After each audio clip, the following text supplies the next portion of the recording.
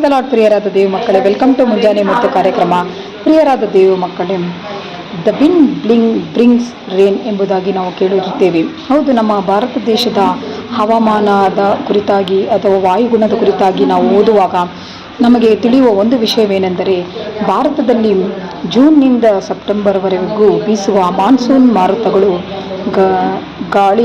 ಗಾಳಿಯು ಮಳೆಯನ್ನು ಹೊತ್ತು ತರುತ್ತದೆ ಎಂಬುದಾಗಿ, ಆ ತಿಂಗಳಿನಲ್ಲಿ ನಾವು ಮಳೆಗಾಲ ಎಂಬುದಾಗಿ ಮಳೆಯ ದಿನಗಳನ್ನು, ಆ ಮಳೆಯಿಂದ ಉಂಟಾಗುವ ಆಶೀರ್ವಾದಗಳನ್ನು ಅನುಭವಿಸುತ್ತೇವೆ. ನೋಡಿ, ಇಲ್ಲಿ ಒಂದು ಮಳೆ ಬರಬೇಕಾದರೆ ನಮಗೆ ಗಾಳಿ ತುಂಬ ಮುಖ್ಯವಾದುದು. ಆ ಗಾಳಿಯಿಂದ ಮಾತ್ರವೇ, ಆ ಮಳೆಯ ಮಾರುತಗಳಿಂದ ಮಾತ್ರವೇ ಮಳೆ ಸುರಿಯುತ್ತದೆ ಎಂಬುದಾಗಿ ನಾವು ತಿಳಿದುಕೊಳ್ಳಬಹುದು. ನೋಡಿ, ಮಳೆ ಎಂದರೆ ಒಂದು ಆಶೀರ್ವಾದಕ್ಕೆ ಸೂಚನೆಯಾಗಿದೆ. ನಮ್ಮ ಆತ್ಮಿಕ ಜೀವಿತದಲ್ಲೂ ಕೂಡ ದೇವರು ನಮಗೆ ಆತ್ಮಿಕವಾದ ಆಶೀರ್ವಾದಗಳನ್ನು ಮಾತ್ರವಲ್ಲದೆ ಲೌಕಿಕವಾದ ಆಶೀರ್ವಾದಗಳನ್ನು ಮಳೆಯ ರೀತಿಯಲ್ಲಿ ಕಳಿಸುವವನಾಗಿದ್ದಾನೆ. ಆದರೆ ಈ ಮಳೆ ಬೀಸಲು ನಮಗೆ ತಿಳಿದಿರುವ ಹಾಗೆ ಗಾಳಿಯ ಅವಶ್ಯಕತೆ ಇದೆ ಎಂಬುದಾಗಿ. ಆದರೆ ನಮ್ಮ ಜೀವಿತದಲ್ಲೂ ಕೂಡ ಆಶೀರ್ವಾದದ ಮಳೆ ಬರಬೇಕೆಂದರೆ ನಮಗೂ ಕೂಡ ದೇವರು ಕಳಿಸುವ ಆ ಆತ್ಮಿಕವಾದ ಗಾಳಿ, ಆ ಆತ್ಮಿಕವಾದ ಆತನ ಶಕ್ತಿಯ ಮುಖಾಂತರ ಆಶೀರ್ವಾದದ ಮಳೆಯು ಬರುತ್ತದೆ.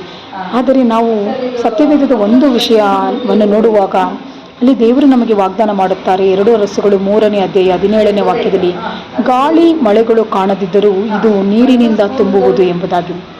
ಅದು ಯೆಹೋಷಾಫಾಟನು ಮತ್ತು ಇನ್ನೂ ಇಬ್ಬರು ರಾಜರು, ಅವರ ಸೈನಿಕರು ನೀರು ಇಲ್ಲದೆ ಪರದಾಡುತ್ತಿರುವಾಗ, ಅವರು ತುಂಬ ಬಳಲಿದ್ದ ಸಮಯದಲ್ಲಿ ದೇವರು ಕೊಡುವ ಒಂದು ವಾಗ್ದಾನ, ಇಲ್ಲಿ ಗಾಳಿ ಮಳೆ ಬರದಿದ್ದರೂ ನೀರಿನಿಂದ ತುಂಬುವುದು ಎಂಬುದಾಗಿ.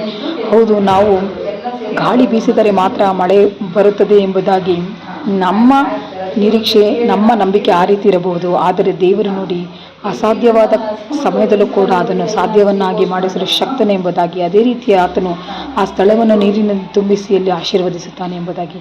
ಈ ದಿನದಲ್ಲಿ ನಮ್ಮ ಜೀವಿತದಲ್ಲಿ ಗಾಳಿ ಬೀಸಲಿಲ್ಲ ಅಥವಾ ಆಶೀರ್ವಾದಕ್ಕೆ ಅನುಕೂಲಕರವಾದ ಕಾರ್ಯ ನಡೆಯುತ್ತಿಲ್ಲ ಎಂಬುದಾಗಿ ನಾವು ಕೊರಗುವ ಸಮಯದಲ್ಲೂ ಕೂಡ ದೇವರು ವಾಗ್ದಾನ ಮಾಡುತ್ತಿದ್ದಾರೆ. ಅಂಥ ಇಕ್ಕಟ್ಟಾದ ಸಮಯದಲ್ಲೂ ಕೂಡ ನಾನು ನಿಮ್ಮ ಜೀವಿತಗಳನ್ನು ಆಶೀರ್ವಾದದಿಂದ ತುಂಬಿಸುತ್ತೇನೆ ಎಂಬುದಾಗಿ. ಅದಕ್ಕಾಗಿ ಆತನನ್ನು ನಿರೀಕ್ಷಿಸೋಣ. ದೇವರ ಈ ವಾಕ್ಯ ಭಾಗದ ಮೂಲಕ ನಮ್ಮನ್ನು ಆಶೀರ್ವದಿಸಲಿ. God bless you. Have a nice day.